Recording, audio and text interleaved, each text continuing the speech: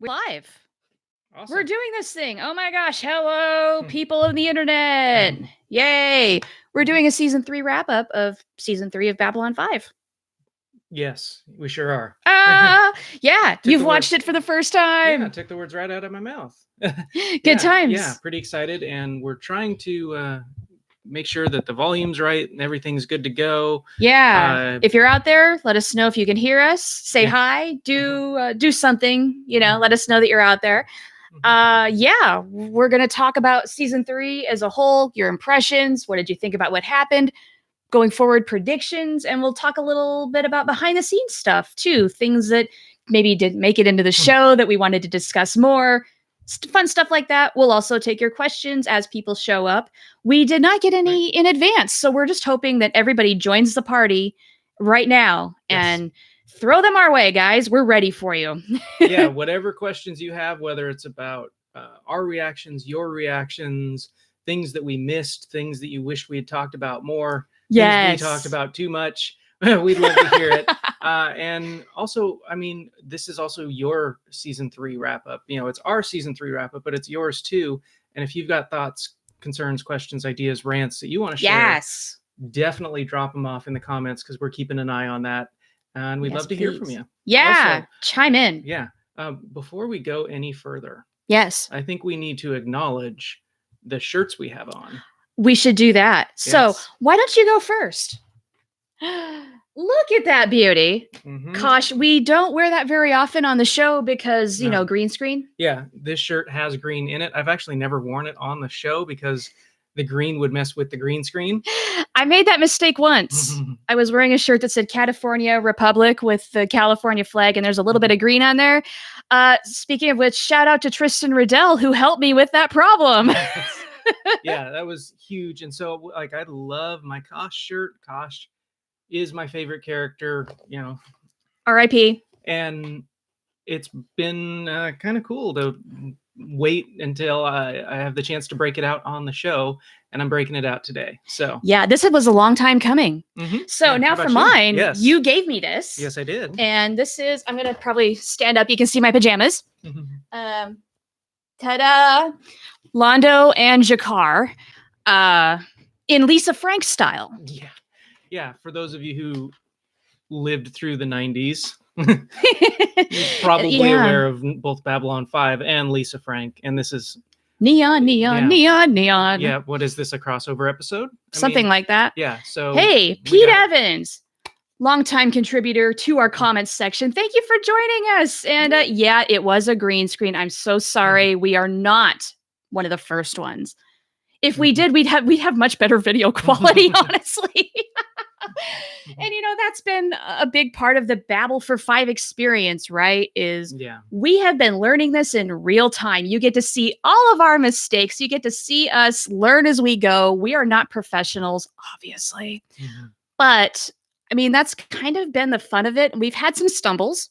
Why don't we talk about that? Let's talk about the new developments for this season. All right. So, by the way, my initial thought on this is I think our video quality is a lot like the CGI in Babylon 5. Starts out pretty rough, but it gets better over time. Yes, I think that's a good parallel to make. So if you're recommending Babylon 5 and or Babble for 5, that might be a good way to put it. Yeah. Well, and we changed cameras about a season and a half ago.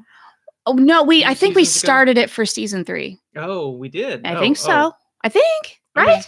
It's hard to remember anymore. Yeah. But we changed cameras. We've got our lovely Canon T5i that's sitting right here, actually. And it's definitely changed the way we do things, and it's been good. It is now. Now, it started off rough at times where we thought we were in focus, and turns out we had some things to figure out about that camera. It's not just a matter of putting it on the tripod and saying record. No, it's a real camera that doesn't do everything for you, and you've got to know your crap. Well, and secret, I think that is maybe not so secret. I think there was one episode that we had to completely redo. No. No? No, we let it redo we talked No. Oh, Here's the thing, guys, is there's been many times when we wanted to, but then you don't get the raw reaction. yeah, it's So true. we like, okay, it sucks. But if people just listen to it, maybe the quality of the content will be enough to get them through. Right. Well, and we work hard to after an episode, we film immediately and we We do. work really, really hard not to talk to each other Yeah. between the time the episode's done and the time we start filming, which is usually no more than like 5 or 10 minutes. Yeah. But we work not to talk to each other during the episode and not to talk to each other before we start filming. Right. I have no idea what he's going to say. He has no idea what I'm going to say, what kind of questions I might be thinking of asking him. And that's a part of what makes it so much fun. And we'll talk about it for 15, honestly, a little longer this season because we've had more to talk about. It's gotten so much harder to cut. Yes. Way harder. Yes.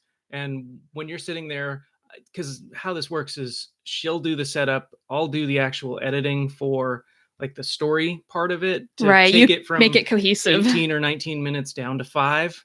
And then she does all the After Effects stuff to it. Yeah, I try anyway. Yeah. And it's so hard to go from like every time I cut it down, I'm like, we have like 8 or 9 really good minutes here. And then we got to find a way to get it down to 5. And Yeah. like one of the things that we had to get rid of in the last episode of the 3rd season was all my predictions for season 4. Like I went off on like 5-minute rant about here are all the things that are going to happen. Yeah. And You didn't get to see that. we had to cut it all. We've had to kill so many darlings this season, things like that. Are there any others that you can think of? Since you're the one who does the cutting, what comes to mind as some of the most painful cuts you've had to make?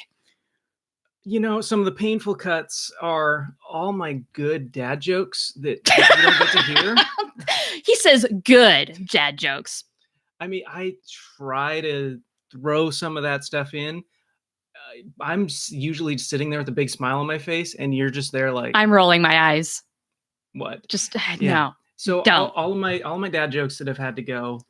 I mean, I've kept a couple, but a lot of them have to go. Some of what I have to cut is a lot of the time to get to the reaction part. We have a lot of setup part, and we'll talk a lot about the plot, and we'll talk a lot about setup. Yeah. And a lot of that I have to cut so we can get to the reaction part of it, because Right. we assume you've seen the episode. If you're watching Babble for 5, you've seen the episode we're talking about. Right. You should know what we're talking about. Yeah. And so I have to end up cutting a lot of that out. And it sucks because a lot of that's really good contextual information for the reactions. Sure. But we've got 5 minutes. We've got to give you the best content we possibly can churn out. Right. And so consequently, like she does a lot of the setup things. Yeah. And so I cut a lot of her out when I do that. And that no loss there. Really? No, I feel like this is more about your experience. You're the first timer. I'm just kind of here to, I'm like Kosh, I'm here to guide you a la Sheridan. Yes. I'm going to make you sit in Down Below with Gregorian chants and make you find meaning out of it. Right. Yes. Yeah. Something like that. Yeah, no, I feel like you have the harder job, which is to construct like a cohesive narrative out of our babbling for about 15 minutes into something that makes sense and covers the most important aspects of that story. And this season got way harder in that respect. I do the technical stuff. That's procedural. It's click, click, click. Yeah. Well, this season definitely, I mean, and this is sort of my bridge to talking about the season, because this season the story got so much more complex. Oh, did it? I remember looking back at season 1 a little bit, and I was like, oh, yeah, that episode. Oh, yeah, that episode. That thing happened. Oh, yeah, that episode. But it was all, a lot of it was that episode. It wasn't that arc that went through the entire season. Yeah. And now, I mean, there are no episodes anymore. No. It's just one long, big story. It's chapters. Continues and continues and continues. There are, the episodes just doesn't exist as a concept anymore. It's just these are just like little chapter breaks. Exactly. Yeah, they're right. You're watching a novel. Yeah. And I mean, we're so used to that now because every show is doing that. But 90s Babylon 5 really got this going, proved it as a concept. Well, and that's one of the things I think I mentioned this somewhere in the middle of season 3 about how much respect I have for for Yeah. true Babylon 5 fans who were there from the beginning. Word. Yeah, I was late to the party myself, even. So those of you who were watching the show in 95, 96, 97 as it was airing, I kind of envy you, and yet I'm really glad I did not have to watch the end of season 3 and wait 2.5 months or however long it was for the summer break for season 4 to start up. Oh my God, you guys. Yeah. So, shout out to Pete Evans, because I think he's got a really good comment here. I bet Sheridan is king of the dad jokes. Oh, you know he is, right? I mean, think about that joke in season 2 when he and Ivanova have to stay the night in his office because he refuses to pay the bean counters for their corners. He's doing like knock knock jokes. And I mean, Ivanova's eye roll is so relatable. Yeah. And well, his dad jokes are so relatable. Yeah, I know you love the dad jokes. Yeah. And oh, Pete, you were one of the first timers. Oh man. It also looks like Daniel Delgado was in Same as well. So okay, how long was it for you, Daniel? Let us know, because I want to know how much you suffered. Well, and that's just the thing about this, and Peter Evans makes this point too, about how it sneaks up on you, how the fact that it's so serialized just really does sneak up on you. It starts as this episodic kind of thing, and then all of a sudden it's at some point you realize that it's no longer that. It's something different, something new.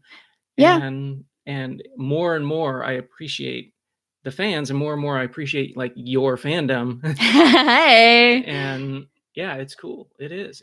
And I never, like, I expected it to be good, but what I didn't expect was to be so caught off guard by how different it was and how different it was from my expectations. You know, I expected the episodic, I'm sorry, Star Trek style, fair one-off kinds of, this week's space adventure. And this is not that at all. Not anymore. Now, they did start off that way.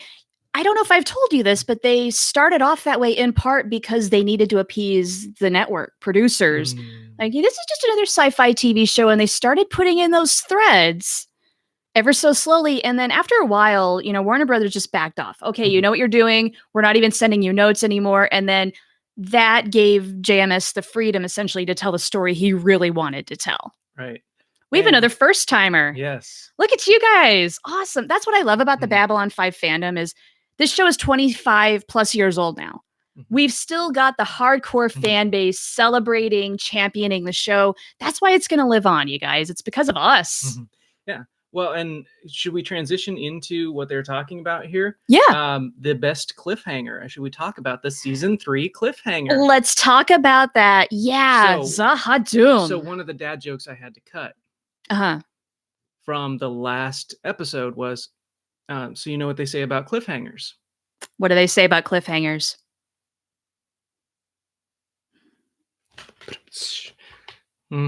Awful. Right? No. Awful. And this was a really good cliffhanger. It was literally, well, it wasn't a cliffhanger. It was a cliff jumper, right? It really was, though. Jump now. Yes. Yeah. Yeah. And it really left a lot of questions hanging. And for all the questions that got answered in the last 42 minutes, so many more questions that come up. And full disclosure here, we've started recording season 4. Yes. And I probably, maybe 3 episodes in? I want to say 4. Something like that. Yeah. We're not going to talk about that. Nope. We're going to pretend like that hasn't happened. Because we might have some first timers with us as well. Right. We want to respect that. Don't want to spoil that. Yeah. Yeah. But I still can't get over Sheridan going against everyone's advice for literally 1,000 years worth of advice. Don't do it.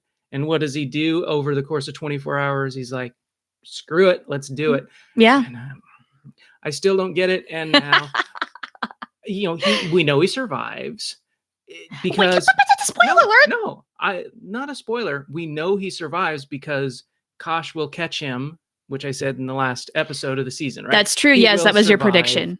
Right. That's my prediction. He will survive. You don't off the captain at the end of season 3. Of course, you don't off the captain at the end of season 1 either. Right. So anything goes. Are you still bitter about Sinclair? Or because we need to No. talk about Sinclair's return. He came back, they resolved his Yes. arc.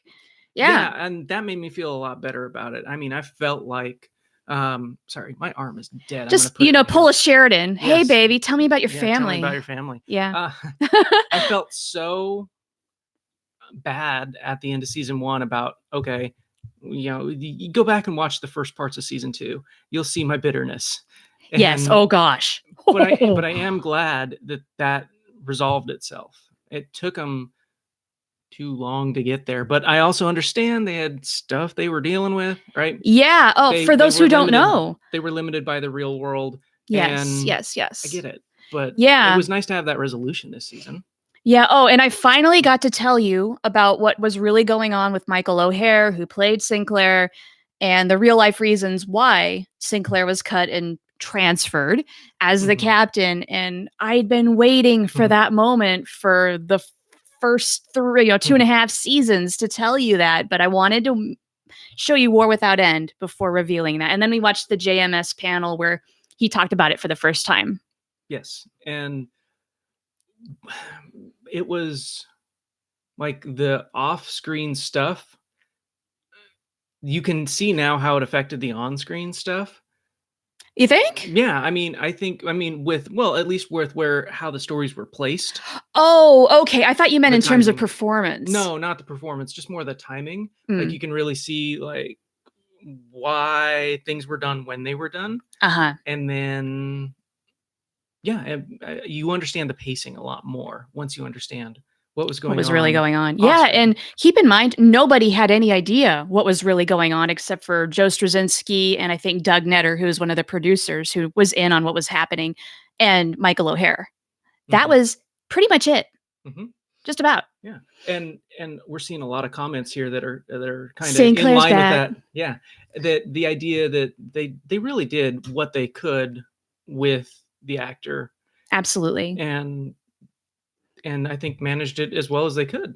Yeah, I mean, Joe really went out of his way to try and make sure that Michael was taken care of, that he found that right cocktail of meds to get him back on his feet, possibly give him a resurgence in his career. The whole idea was if they showcase him in War Without End and show him, hey, I'm available for guest roles, he could have still been around as an actor. Now, as a lead, that was clearly going to be too much. He couldn't handle that anymore. But unfortunately, that's not how it all went. But he wanted to give him a fighting chance. And Joe really tried to do right by the situation. And I really admire, one, the way he handled this situation, but the way he's handled a lot of situations in life. Just, he has all the back doors ready just in case real life strikes. And that way the Babylon story could handle. He was so prepared for anything. So when Andrea Thompson wanted to leave at the end of season 2, that, Talia could make her exit and the story could keep going. I mean, that's genius. How many showrunners have not done that? Lost. I'm so bitter about Lost, you guys. Yeah, having not seen Lost, she took that on her own. I did. And I watched it because of Mira Furlan, and well, if you watch the show, you know. Okay, fair enough. We'll do our Lost season 1 review here in a couple of years. Oh God, so many projects, you guys. So, shall we move on? What would you like to discuss next? Can we talk about... Let's talk about this. Let's get into this. Was big. Let's get into Blinky Lights. Blinky Lights. You haven't said that in a long time. And dang it, guys. It's still too fresh. It's still too fresh. I mean... Too soon, man. He was, obviously my favorite character. And it's so weird to just have your favorite character just be gone so fast. Was not prepared for it. And like still getting over it. It's still, I mean, Babylon 5 is obviously a much different place without him. And isn't it though? And for as cryptic and as backward and as frustrating as he could be, you realize once he's gone how much of a glue he was. How much he really kept things together. And without that perspective, all of a sudden, Kosh 2.0 is kind of a jerk. A little bit. And all of a sudden, the station is just more jerky. You know, everyone's a little bit more of a jerk. Everyone's a little more on edge. Yeah. There's more tension with Kosh too. Yeah, and so yeah, it's just You're not the only one who's mourning Mhm. Kosh. Yeah, apparently. Yeah, we got some comments that Yeah, say the you same. know, I mean, Kosh, for as little as he had to say when he did speak, Mhm. had a big impact, and I think, yeah, his role is really understated Mhm. as a person who had power and was making things happen on Babylon 5. I would say especially with Sheridan and the Right. bond that kind of ensued with those two. Mhm. Yeah, and I think they're um, all of them, all of everyone on Babylon 5 is now lesser for not having him there, Yeah. and that's too bad. And Yeah. Well, and the effect is profound, especially on Sheridan. He mentions, I think it's in the rock cried out, no hiding place. I haven't slept well since Kosh died. Woke him up in his sleep when Kosh died. He, Kosh, Mhm. he knows, he knows. Mhm. Yes. Yes. Understatement extraordinaire about Kosh 2.0 being, yeah. Oh, yeah. Mhm. Yeah. Yeah. Mhm. This is the truth. Mhm. So, Mhm. R.I.P. Kosh. We barely knew ye. Yes. We miss you. Mhm. We love you. Mhm. Yes. So, speaking of Vorlons, this might be a good way to segue into Lita. Yeah, who, if you remember, I think it was episode 18 where I talked about gosh, what was it? Oh yeah, Lita coming back. Yes. And I was, she was in episode 1 and then she was gone until like episode 18, A long 19, time. whatever it was. Yeah. She's obviously going to be a bigger part of things moving forward, and I was so upset that she was on the DVD cover. Yes. Yeah, I think that made it into one of the final videos. Yeah. It did. I was so upset she was on the cover of the DVD because I was like, season 1 or season 3, episode 1, here she is. All right, she's going to be a part of things. And then all of a sudden she wasn't until the very end. But it's good to have her back. I always felt like she was definitely one of my favorites. And I remember you saying that like episode 1 when she shows up, you're just like, I love Lita. Yeah. And I'm, wow, already? Okay. Yeah. She's and toward the end of this season proved, she's going to be a bigger part of things moving forward. And I think that's, for me, that's awesome because I like her. I like seeing her around. Well, and we need a telepath. Yes. Mm-hmm. And I mean, going forward, do you think what we know of telepaths and whatnot, is that going to play into things more and more? It's going to have to. We'll get into my predictions in a second. Okay. But yes, absolutely. Her telepathic abilities, she's now basically the lead telepath on Babylon 5. Mm-hmm. How can she not play an important role? Yeah. I think we're just ramping up to her having more and more of a hand in things. Yes. Especially with the discovery that telepaths can help fight the shadows. Yes. Yeah. Absolutely. That's a little important. Mm-hmm. Should we get into that part? Why don't we? Okay. Yeah. Because I've got some predictions for season 4 and beyond. Okay, just do it. But one of the predictions, because since we're talking about telepaths and since we're talking about Lita and all that good stuff, this revelation that telepaths were placed to help fight the shadows. Right. Uh-huh. But who has control of most of the telepaths? Psychor. Yeah. And who's Psychor working with? The shadows. So this telepath advantage Babylon 5 has right now, it's not going to last.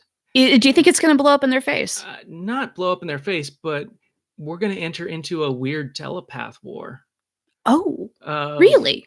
Potentially, yeah. Okay, like, is this going to be Psychor versus rogue telepaths? Yeah, Psychor versus non-Psychor, right? The people who, were planted, they had to pick a path, right? Who are you? What do you want? Mm-hmm. Oh, never asked that question. Sorry. Yeah.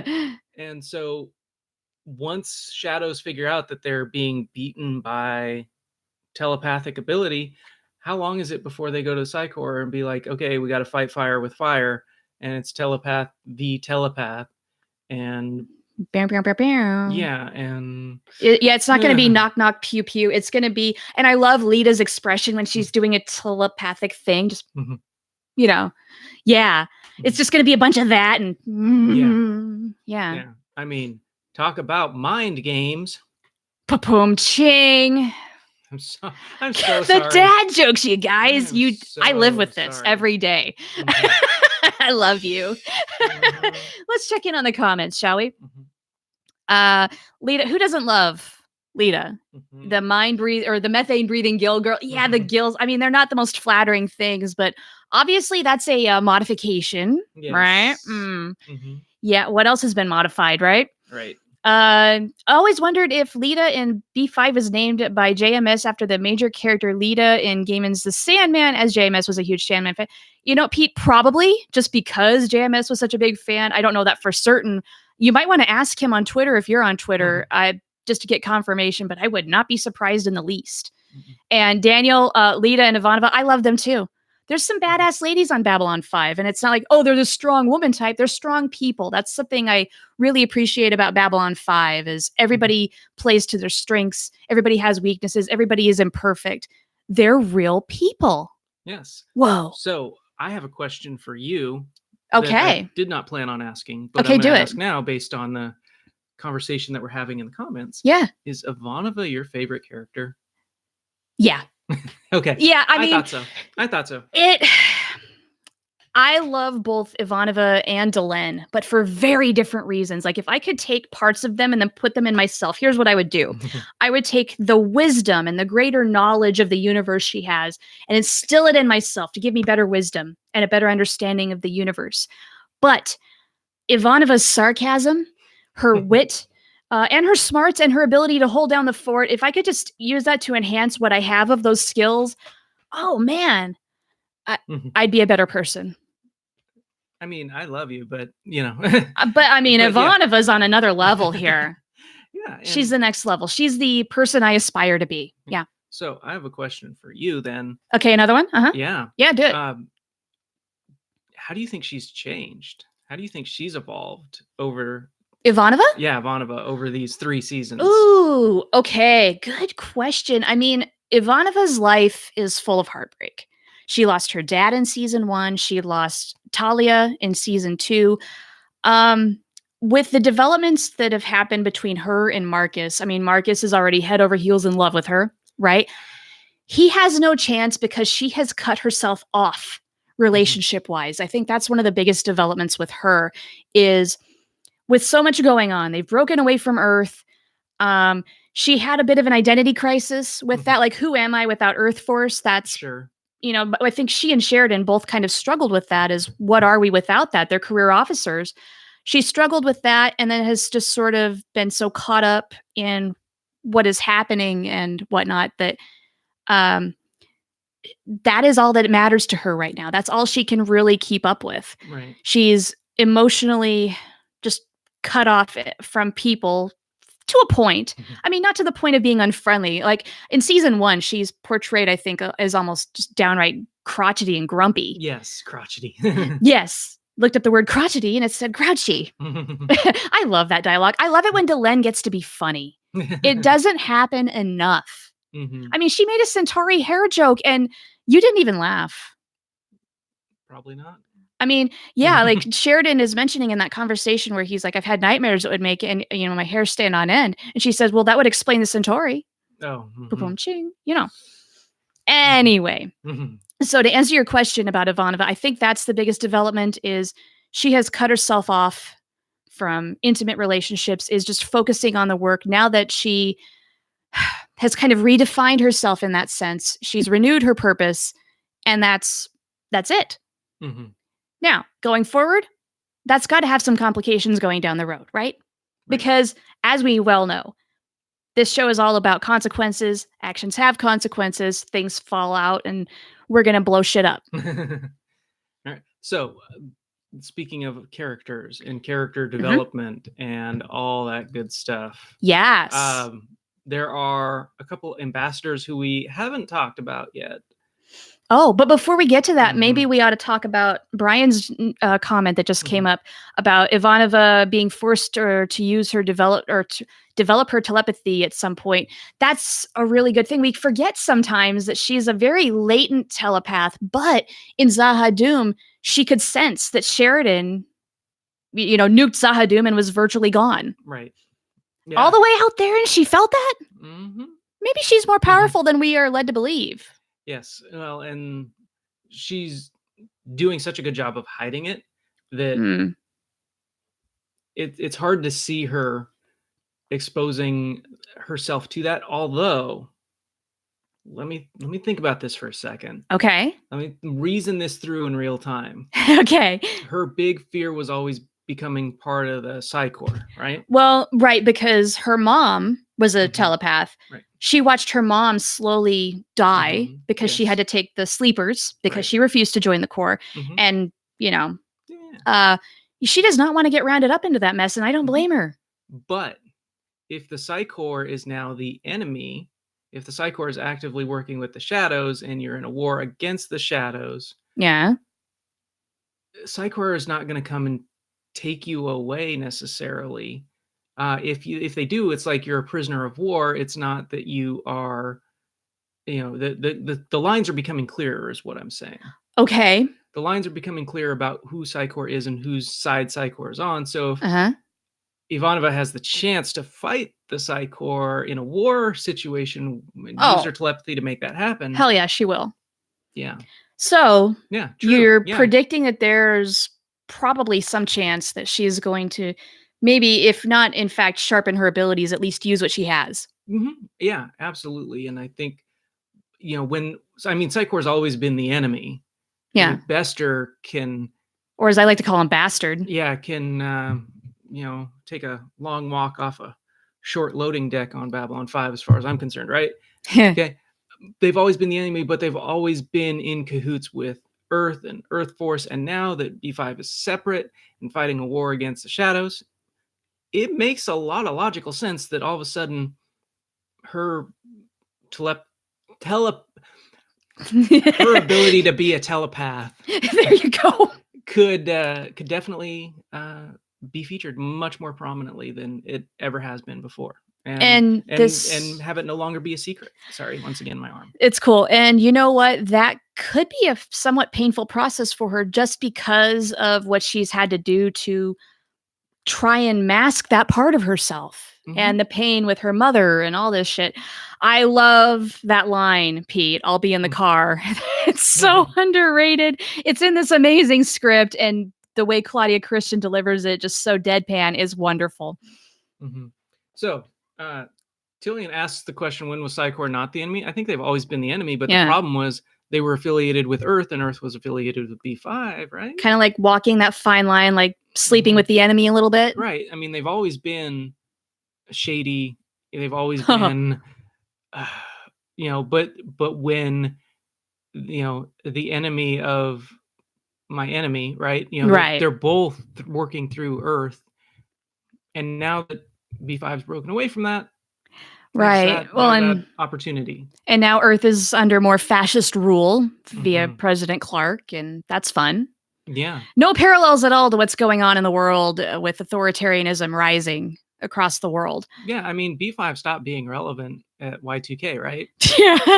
No, no, Yeah. God. I mean, every time I watch this show, it is more relevant the further we get away from when it aired. Mhm. That, for one, that shows just how much the show is built to last and how it's telling this timeless tale of just how human nature cycles through this about once every 100 years, if not sooner, because Yes. we don't learn. Mhm. Yeah. And And also yeah. human nature. We're Yes. dumb. All right. So, a very rough transition here. Okay, just hard Yeah, right. we're going to take a hard right, Okay. and we're going to go into an elevator lift and hang out with Jakar and Londo. Oh, I love it. I hear you. Yes, just like your shirt, right? Pretty much. Mhm. Yeah. Yeah. We're Mhm. in here. Yeah, and the journey that those two have taken. We I got to mean, discuss I mean, this. I apologize in advance because sometimes I completely mishmash the seasons together. Okay. Yeah. Yeah. But they really started as this bickering duo Uh-huh. and comedic relief. And the deeper we go into this, the more like serious their stories become. Not that they weren't serious, but it was like these two kind of jokesters fighting their fights. Right. Just this all the time. Right. But then it's totally changed. It's totally changed. And the journeys that the ambassadors have taken have really been really interesting to watch. Yeah, So, it's far more than just even being ambassadors at this point. For one, because Jakar is no longer an ambassador, he is citizen Jakar. yes. And these two, yeah, their story just, more and more intertwined all the time. What are your thoughts on that? I mean, what are your big takeaways? When we started season 1, I really thought Jakar was the more powerful one and Did you? more savvy one, and that Londo was maybe more manipulative, more sneaky, more underhanded. But as we've gone forward, it's been much more, as we've learned more about the war between them and between their people. And the new occupation. Yeah, that Londo obviously gets darker and darker and darker. Even changes his coat. Yep. And Jakar really, you get to see his wisdom a lot more. Yes. You get to see his ability to really fight through his own demons and come out better on the other side. Like, it's not like you never see him at a point of weakness. You see him at points of weakness fairly often, but he always moves through those points of weaknesses to something better, which I think is really admirable. But also, look at where it's gotten him and where it's gotten his people. And that's the frustrating part for me watching all of this unfold, is like, as you see Jakar grow, you don't see the success for the Narn. Well, the Narn have always been, I thought, the underdog. So I found it interesting for you to say that maybe Jakar was the more powerful one starting off, because I've always felt like the Centauri have kept the Narn at arm's length, and the Narn are fighting.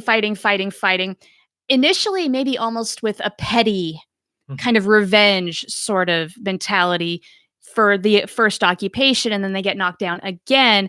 And it's up to people like Jakar to keep them going, to keep them rising above their hardship and gaining wisdom from that. Whereas I feel like Londo started off up here, and maybe, the Centauri have more power overall, but I feel like he's going down here. Jakar is going like this. We're at a point where they're about like here. And then I can't say anything further, obviously. See, I don't feel that way at all. I feel like the more wisdom Jakar gains, the less power he has. And okay, explain. He just keeps, like, he has power with the Narn, but his influence outside of his own people keeps falling. You think? I do think so. Oh, I disagree entirely. Yeah. It's not like he's not a powerful leader, but his race is not as powerful, therefore he is not as powerful. Do you suppose, like, another prediction, do you suppose that's going to change? Or, are the Centauri just going to blow him out into oblivion at some point? We see bits and pieces of the Narn kind of coming back, and what's really interesting is we see Londo helping with that. Yeah. And that's where it gets really interesting for me, is like, how are you begin to see bits of Veer in Londo. You suppose Veer's had a little bit of influence on Londo? I don't know about. Yes. The short answer is yes. Yeah. Okay. For one way or another, yes. Veer's definitely, the things that Veer's done. I think if Londo wanted to, Veer would be dead by now. It's true. Londo's certainly got that power. Yeah, and Veer has always been Londo's conscience. And Veer's he's done enough to warrant that. And the fact that Londo hasn't done anything, and in fact has brought him closer, I think is a sign that Londo knows he needs to do things differently and use those manipulative powers that he has, clearly. Use them for good. Use them to I guess, not destroy the Narn, Mm. and for the betterment of the Centauri. I think he knows the Centauri are better off with the Narn around than with them gone. Isn't that interesting? If you'd ask season 1 Londo that, he would say, no, dead, all of them, and good riddance. Yes, let's get to some comments. We've got some good Londo and Jakar stuff. Jakar's background, like much of the Narn, was watching, waiting, appraising, and with that comes reflection. Yeah, I think Peter, especially with Jakar making those observations, I mean, we're seeing him do it, and then he's influencing at least the people he has under his watch on Babylon 5, where he almost leaves. Yeah. And they convince him to stay. No, we need you. We want your influence. That was a big turning point for Jakar, because he really felt, I think he was kind of at his rock bottom. Each character in Babylon 5 reaches a bottom at some point, and then they have to find a way to rise above it, or not. Yeah. And we'll have to get into that shortly, but let's keep going through comments. Tillin says, yet no matter how deadly serious it gets, they're still the bickering comedic relief. Oh, absolutely. Like the scene in the lift. Yes. Oh my gosh, that's such gold. Yeah, and that's like the epitome of their relationship, is when they're sitting there, perhaps minutes away from dying, and they're still sniping at each other, Right? They're just never going to let that go. Nope. They're always going to snipe at each other, but that's, we do that to each other. We snipe at each other. Yeah. But it's out of, it's love. I think you learn especially with Jakar and Londo over time, that they really do respect each other. They really do. They may not always agree, but they no. And they may vehemently fight each other, but they always respect each other. And that's, I think, a big turning point. Is there is more respect between those two than where they started. Sorry, I got a weird hair hanging out there. Got it. That's the stuff we cut out. Yep. It's live when. Yeah. So Tillin agrees with you. Jakar's wisdom increases as his galactic influence falls, or at least so it seems. Well, and that's just the key, is right now you see Jakar on this path where it's like, he's got the respect of the Narn, but the Narn as a race are struggling. Well, certainly. I mean, Narn is basically obliterated right now. It's not good. Not good. Not good at all. And I think it was season 3 where we talked about Veer, and Veer finally being Veer. You know what? Oh my gosh. Season 3. I don't remember, but I don't remember when that happened. It might have been season 2, but Veer, I mean, for being a background character, did some pretty important stuff. So we ought to just take a minute and acknowledge Veer for a second. Yes. Because I agree, Pete, that if Veer were to be killed by Moradin or whoever, there would be no going back. Londo would be just, laser beam, you're going to die kind of mode. Yeah. And I think Londo is protecting Veer. Yeah. And I didn't think that for the longest time. Right. And now I'm starting to come around to that. I really am. And I thought that, as I saw Londo go darker and darker, I think he had that moment, whichever episode it was, where it's like, you've had 3 chances and you've already lost 2 of them. Oh yeah, with Lady Morella. Yeah. Majel Barrett, Roddenberry. Yeah. And so that idea that Londo's got to turn his life around, I think I really didn't understand, I think, at the time, how influential that might have been. Okay. But I'm starting to see it more and more, especially toward the end of season 3, where Londo is now actively doing things to bring the Centauri maybe down. I don't know if down's the right word, but maybe humble them as a race a little bit, or like change their direction a little bit, maybe change their direction and try to build that empathetic, as opposed to the rule of force. And trying to kickstart that. He knows he can't change everything, but he can start the ball rolling a certain direction. I mean, maybe in the same way Veer has influenced Londo, Londo wants to use his influence to maybe change attitudes or procedures or what have you in the royal court. Right. Yeah. Good times and good discussion, you guys. Thank you so much. So we've not talked a little bit about one important character who showed up this season, Okay. and that would be Marcus, your favorite. Marcus. I can't believe your ambivalence toward Marcus. I think that I really can't explain it. I just, he's always kind of been there. He's been in the background. He's been doing stuff, but he hasn't become that critical piece of the team yet. He's a piece of the team, but he's not the critical piece of the team, right? Like right now, he's like the backup free safety, I feel like he's a backup dancer to Ivanova on the White Star. Yeah, exactly. But I mean, Lanier does the same thing. Yeah, but if he were to no longer be part of the team, I don't know that the team would be a little bit weaker, but like, he hasn't shown me yet why he's so valuable. So he needs to prove that he's indispensable.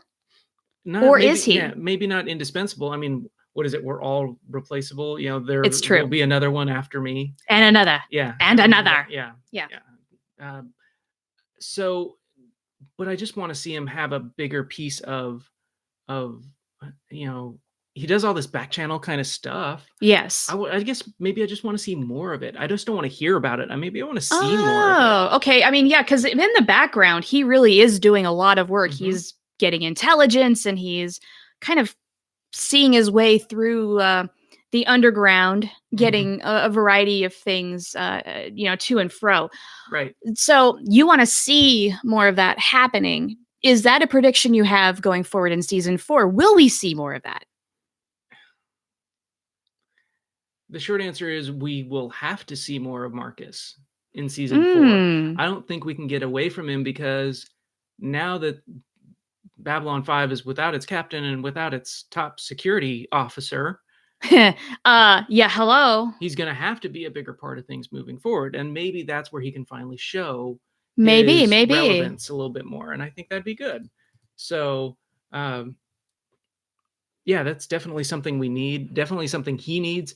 I mean, he's proven to be, like, say, a part of the team, but what role is he filling now that can't be filled by others? That's well, big question. Who else knows how to use that badass Ranger fighting pike? It's a frigging stick. You just swing it. No.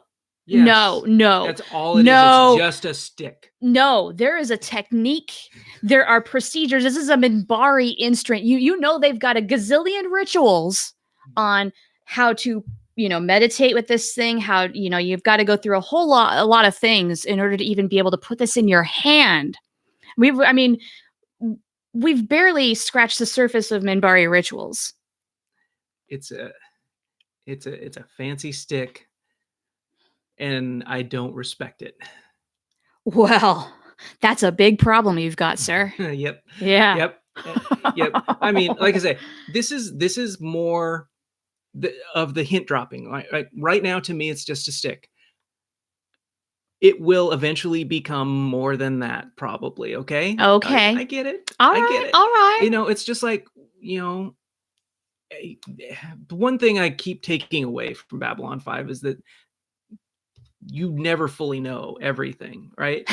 These changes come with time, and eventually there will be a point where it's like, oh, there's more to this than I thought.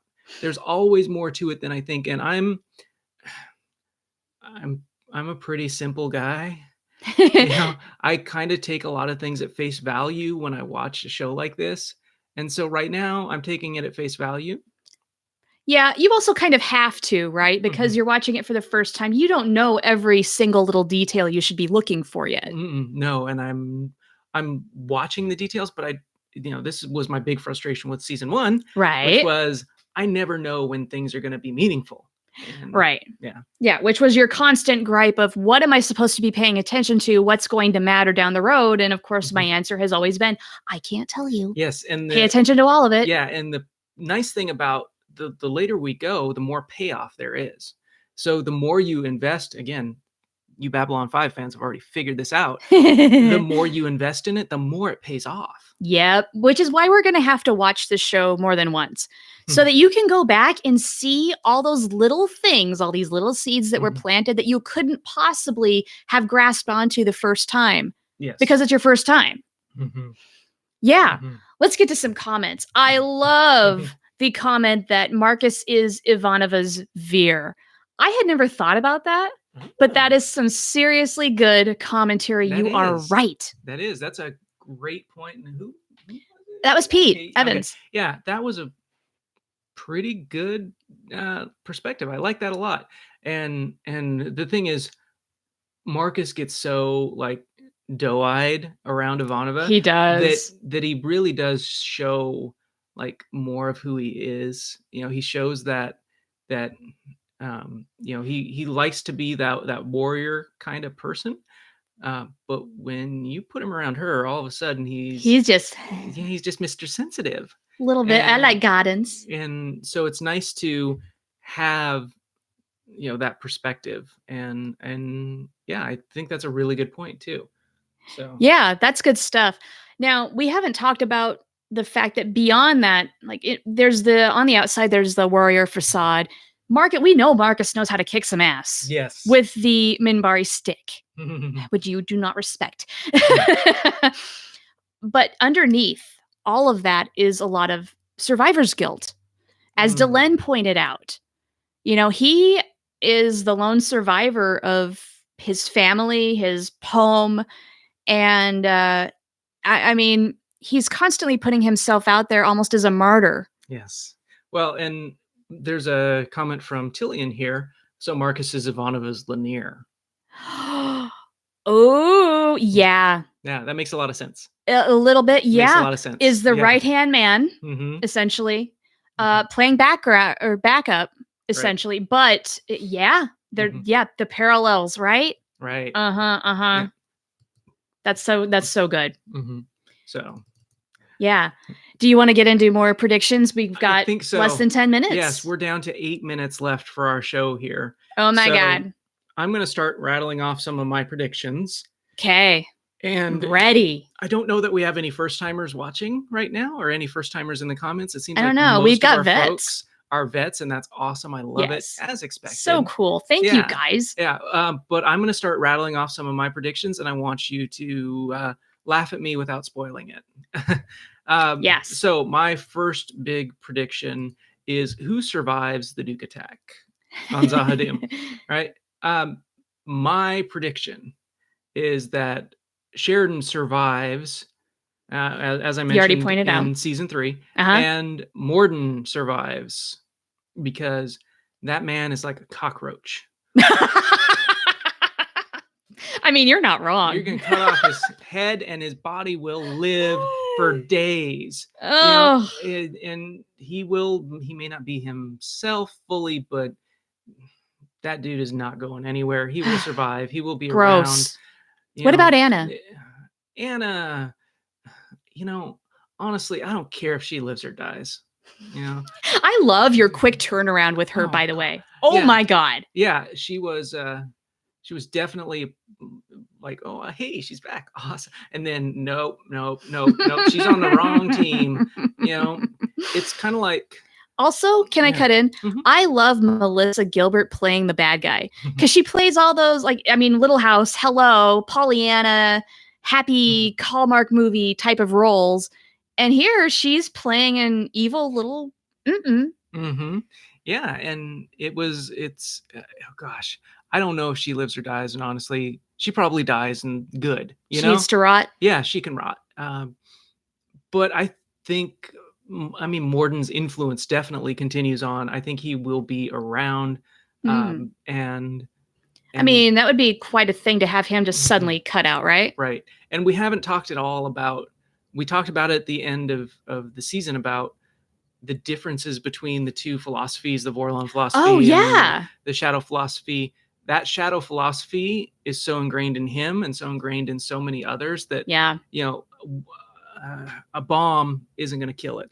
Well, and Morden, I think, is very good at saving his own ass, for lack of a better way of putting it. Yes.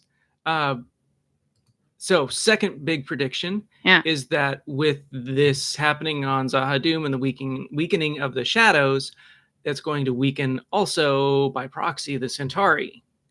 Oh, okay. Because of the shadow influence on the Centauri. Right. So with the shadows weakened, the Centauri will be weakened, which is Londo's chance to rise to power.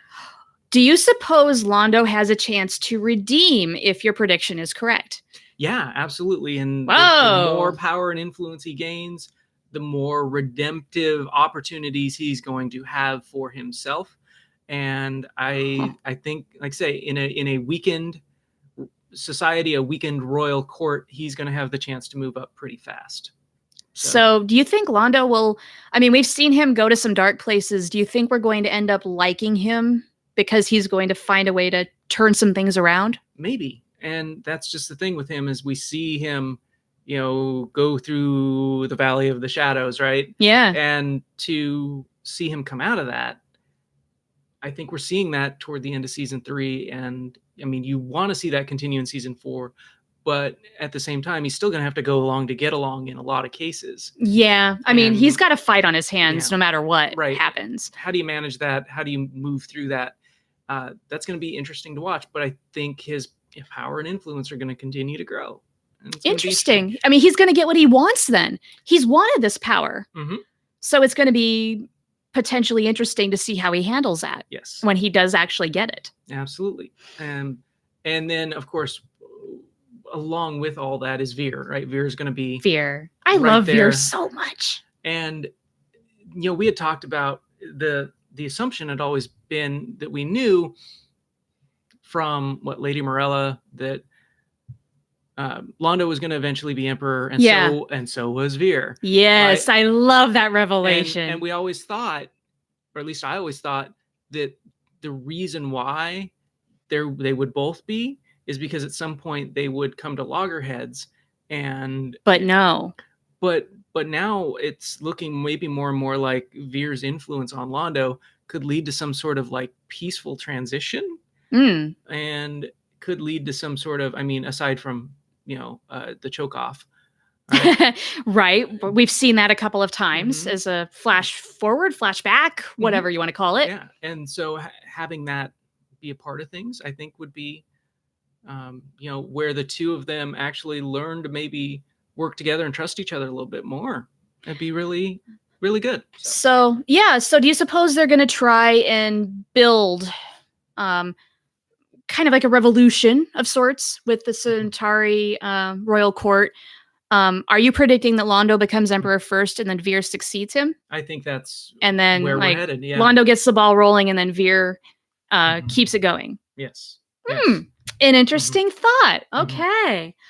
Well, we don't have a whole heck of a lot of time left, so I want to get to some comments unless you have more predictions. No, I don't. You don't? Those are my big, and then of course the whole fighting telepaths thing. Yeah, so that's going to blow up. Oh, I have a question about, with Earth and the Civil War, and then we've also got the Shadow War.